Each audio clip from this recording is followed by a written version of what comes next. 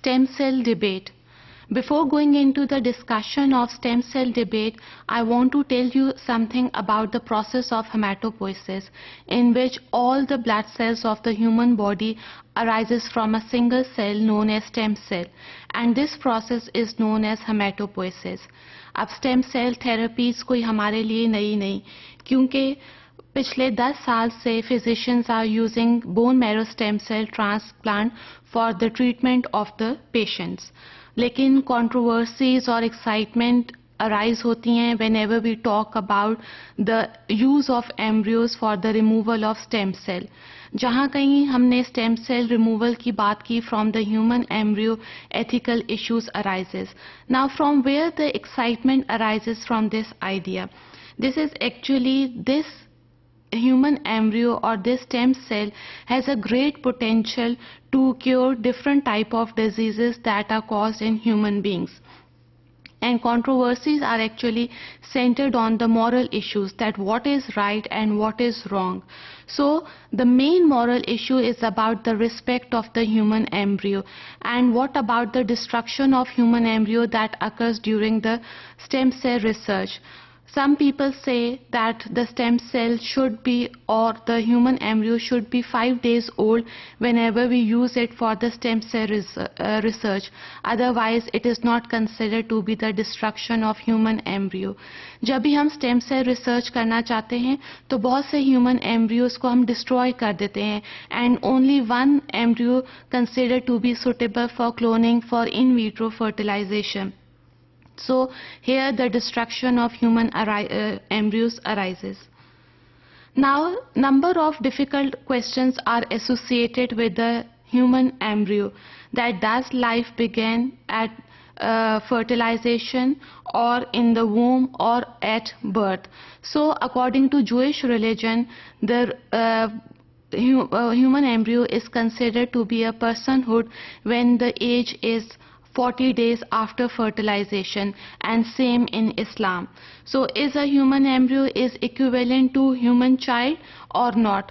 So whenever we considered a patient who is on coma, then we considered the respect of the patient as well, and we treat him or her as a human being. So why not human embryo should be considered as a full human being?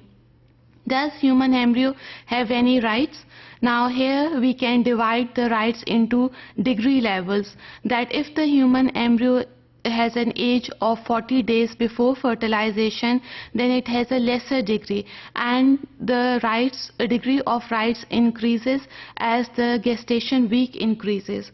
So is the embryo really destroyed, or it is justified to use number of embryos for stem cell research, or to destroy human embryo for stem cell research? So it is something unethical, not moral. So here ethical, moral, social and even legal issue arises. In 2006, it was found that patient cells can also behave as a human embryo. So the use of human embryo reduces here, and the political parties want to decide that whether they want to use this human embryo in a stem cell research or not, and how they regulate the funds in the stem cell research. So globally, legislations were decided according to which stem cell research should be continued, but the use of human embryo in the stem cell research should be prohibited.